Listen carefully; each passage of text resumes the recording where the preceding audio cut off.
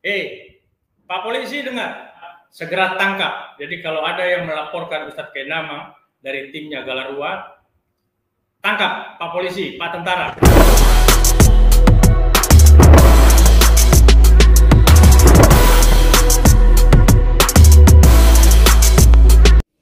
Shalom, salam sejahtera di dalam kasih Tuhan Yesus Kristus. Kembali berjumpa dengan saya di dalam kajian Suara Kebenaran.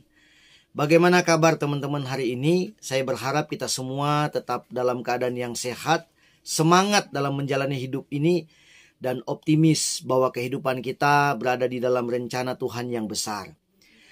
Kali ini dalam kajian Suara Kebenaran, saya ingin menanggapi satu kelucuan yang dilakukan oleh Ustadz Kainama dan Aristo muridnya.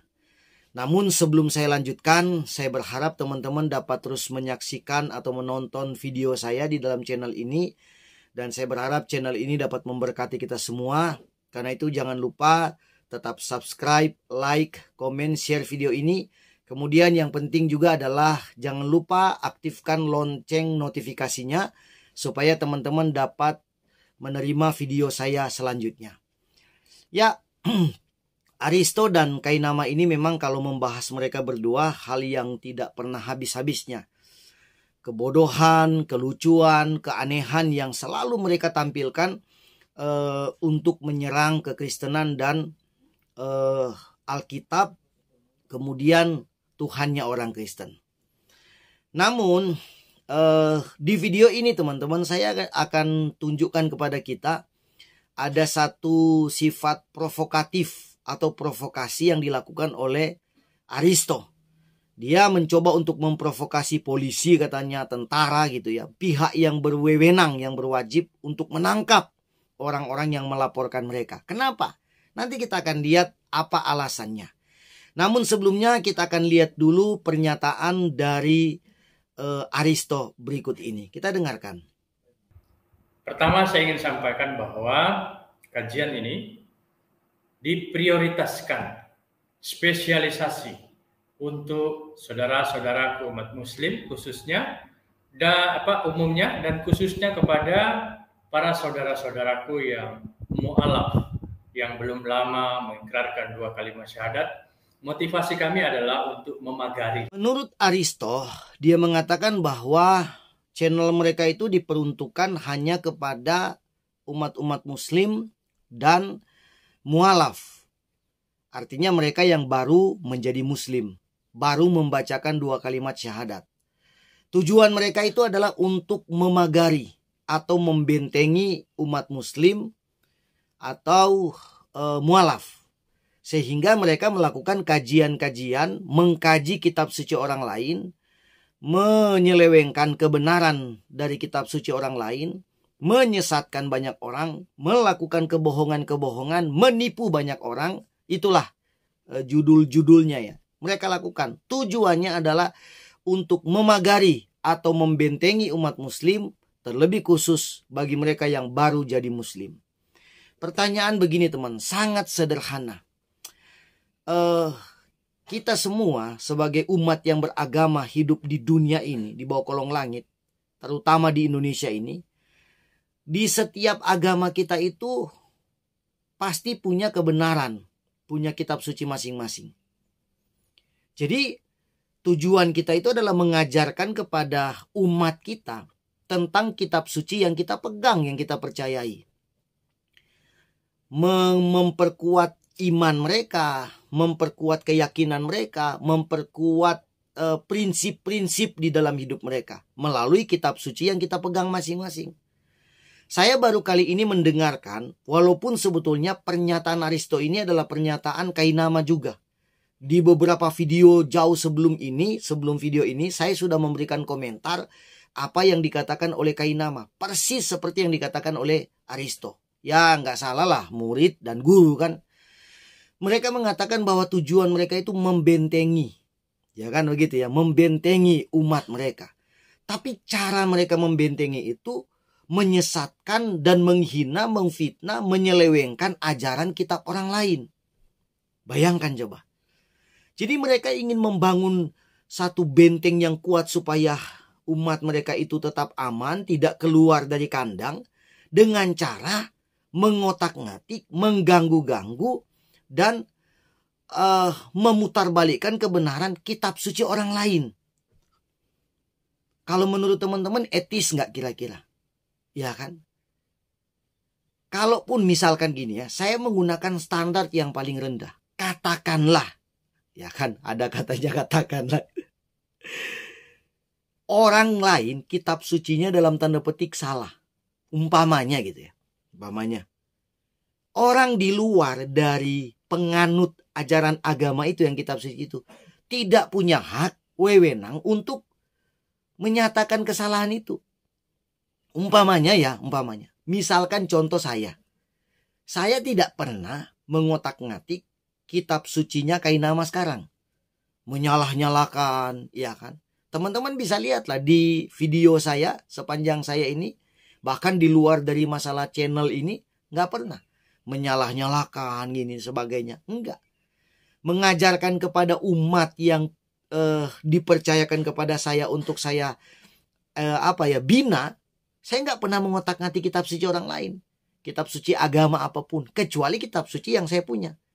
Cara saya membentengi mereka, memagari mereka gimana? Ya saya ajarkan kitab suci yang saya pegang, yang sama-sama kami yakini, saya ajarin tentang Alkitab begini, saya ajarin. Tidak mengajarkan kitab suci orang lain, ya kan? Itu perilaku yang buat saya kurang ajar gitu loh. Perilaku yang kurang ajar. Kenapa? Karena demi membentengi mereka, dia mengotak-ngatik punya orang lain. Coba punya mereka kita lakukan hal yang sama. Ya, pasti kan sudah berbondong-bondong pihak yang berwajib datang ke kita. Jadi alasan Aristo dan Kainama ini adalah alasan yang tidak bisa diterima oleh akal pikiran kita manusia yang sehat nih loh. Pikiran yang sehat nggak bisa diterima. Aneh. Gitu.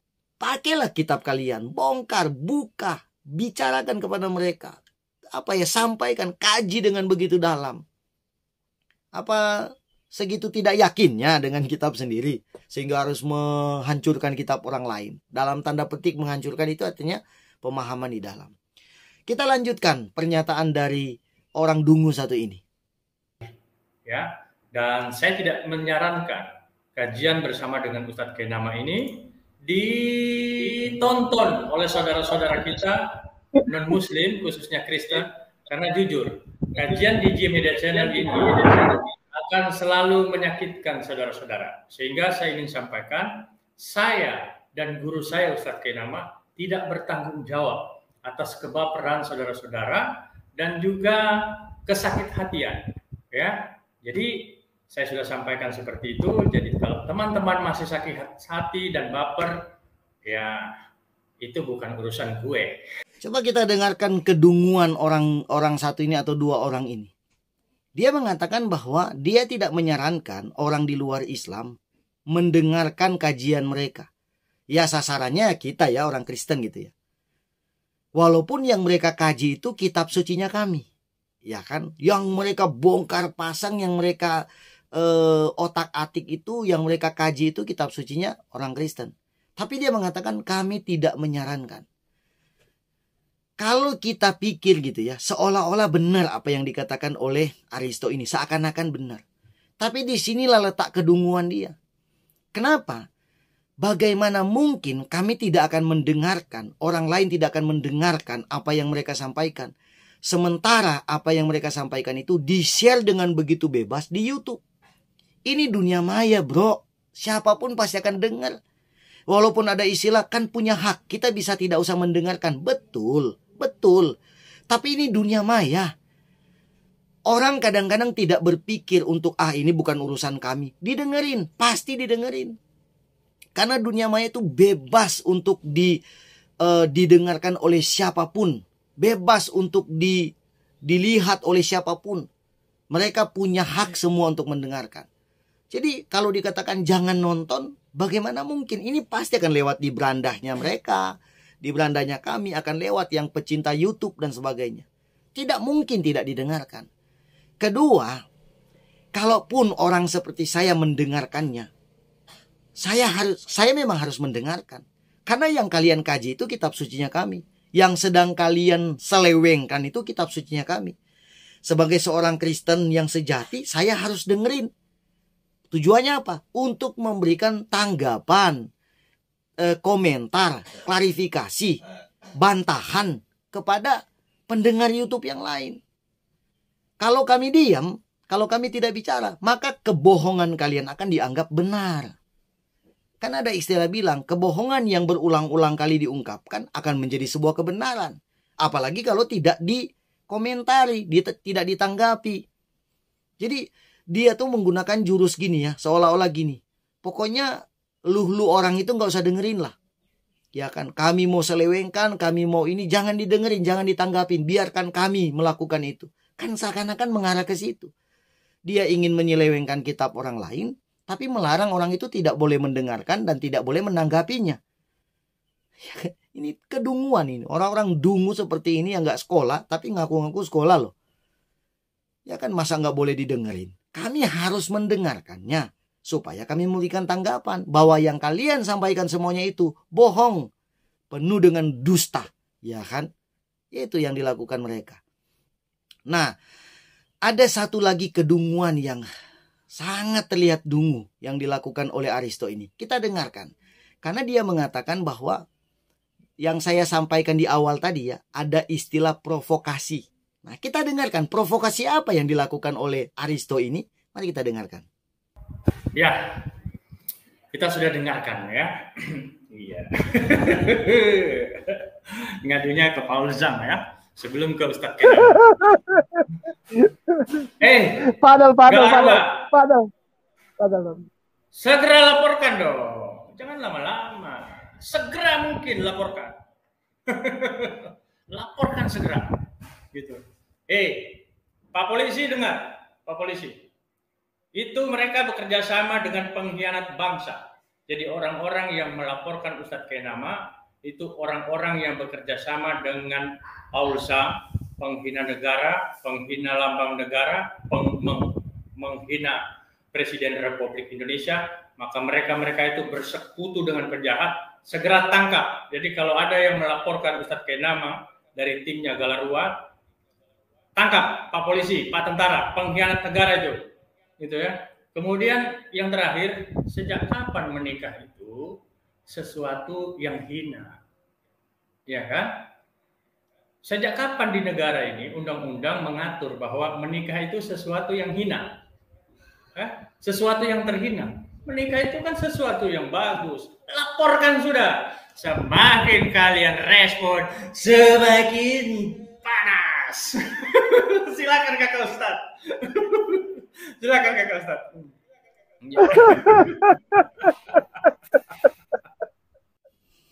Ada dua hal yang kedunguan yang saya ingin bahas dari pernyataan terakhir dari Aristo ini. Yang pertama dia mengatakan bahwa siapapun yang melaporkan mereka ke pihak yang berwajib itu sedang bersekongkol dengan Paul Zhang. Sebetulnya Aristo ini menonton satu channel siaran langsung dari satu channel YouTube yang membahas tentang apa yang dilakukan oleh Kainama dan Aristo ini berkaitan dengan menuduh Yesus menikah. Lalu ada satu narasumber di situ yang berkata, kita minta tolong Paul Zhang untuk melaporkan mereka. Lalu Aristo menanggapi, karena Paul Zhang pernah berurusan dengan hukum, walaupun dia tidak tersentuh hukum karena dia tidak tinggal di Indonesia. Lalu Aristo mengaitkan siapapun yang bersahabat atau siapapun yang kenal dengan Paul Zhang gitu ya, yang melaporkan Aristo dan Kainama, justru mereka yang harus ditangkap. Ayo Pak polisi, tangkap, Pak tentara, tangkap mereka. Saya mengatakan begini, saya pribadi sendiri tidak suka dengan Paul Zhang. Tidak suka. Karena banyak hal yang dia lakukan yang buat saya tidak mencerminkan kekristenan yang sebenarnya. Orang ini juga nakal buat saya. Perlu ditangkap lah. Saya sendiri menyuarakan itu. Saya nggak suka dengan dia. Tapi bukan berarti karena Paulus yang bersalah, kemudian ketika orang-orang yang follower dengan Paulus yang melaporkan Kainama dan Aristo, lalu secara otomatis Kainama dan Aristo itu bebas dari hukuman. Bukan berarti gitu. Saya katakanlah di luar Paulus yang menyerukan untuk umpamanya menangkap dua orang ini, ya kan, Aristo dan Kainama. Saya juga akan katakan tangkap Paulus yang, semua ditangkap. Tapi pernyataan dari Aristo mengatakan tangkap mereka. Dia mencoba untuk membela diri. Kami nggak salah, yang salah mereka. Mereka aja yang ditangkap. Kami nggak perlu ditangkap. Kami nggak salah. Kan begitu. Ini kan kedunguan. Siapapun yang melanggar hukum harus ditangkap. Mau dia Paulus sang, mau dia Kainama, mau dia Aristo, mau dia Donditan. Siapapun yang melanggar hukum terhadap penistaan agama, tangkap. Begitu. Jadi jangan berlindung di balik penjahat lain. Seolah-olah mereka yang penjahat, mereka melaporkan, mereka aja yang ditangkap. Kami nggak usah. Tangkap semuanya. Kemudian yang kedua, kedunguan yang kedua. Kan yang jadi problem di sini adalah pernikahan. Kan kelompok orang-orang itu memberatkan tuduhan dari Kainama, dan kami memberatkan tuduhan dari Kainama Yesus menikah. Lalu Aristo bilang, sejak kapan menikah itu adalah hal yang buruk? Di Indonesia itu menikah itu adalah hal yang baik. Dungu. Menikah itu bukan cuma di Indonesia, di seluruh dunia menikah itu adalah hal yang baik, bukan hal yang buruk. Persoalannya di sini, kalian sedang menuduh Yesus menikah. Jadi yang diserang bukan konsep pernikahannya. Yang diserang adalah kalian menuduh Yesus menikah. Jadi bukan soal lembaga pernikahannya. Bukan.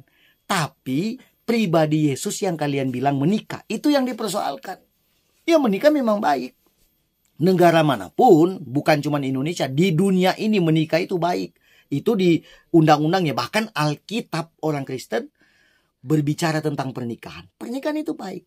Persoalannya Yesus loh yang kalian bilang menikah dan punya banyak anak. Itu yang jadi masalah. Kenapa jadi lari urusan ke pernikahan? Itu kan baik. Karena pernikahan baik jadi Yesus juga gak masalah menikah gitu. Kan dungu namanya. Kedunguan yang luar biasa yang dilakukan oleh dua orang ini. Berdasarkan pengetahuan yang tidak ada, nol besar, dan hanya ingin mencari sensasi. Lalu terakhir, Aristo mengatakan, semakin kalian menanggapinya, semakin ramai katanya. Teman-teman bisa lihat ya, bisa nilai sendiri. Apa sebetulnya tujuan dari kedua orang ini? Mereka tujuannya hanya ingin mencari keramaian di dunia YouTube. Keramaian itu bukan dalam tanda positif loh, bukan dalam kaitan positif. Keramaian itu dalam hal negatif. Mencari keramaian, mencari keributan, menyalah-nyalakan agama orang lain dan ajaran orang lain. Keramaian.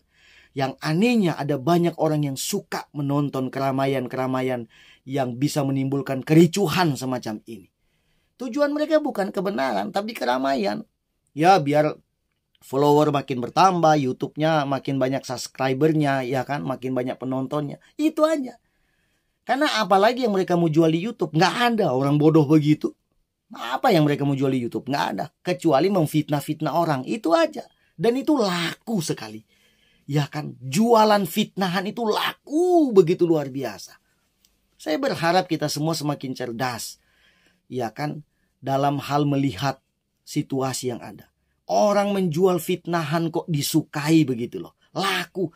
Aristo dengan begitu lepas, Kainama dengan begitu lepas, tertawa terbahak-bahak, menertawakan orang-orang yang suka terhadap kelakuan mereka itu. Ya kan? Luar biasa. Ya, saya berharap dengan klarifikasi semacam ini semakin membuka pikiran kita, membuka otak kita untuk berpikir bahwa dua orang ini bukan mencerminkan tokoh agama, bukan mencerminkan pemimpin agama. Tapi dua orang ini mencerminkan penipu yang menyamar begitu. Penipu yang menyamar mengatasnamakan agama. Saya yakin agama Islam itu baik. Saya yakin.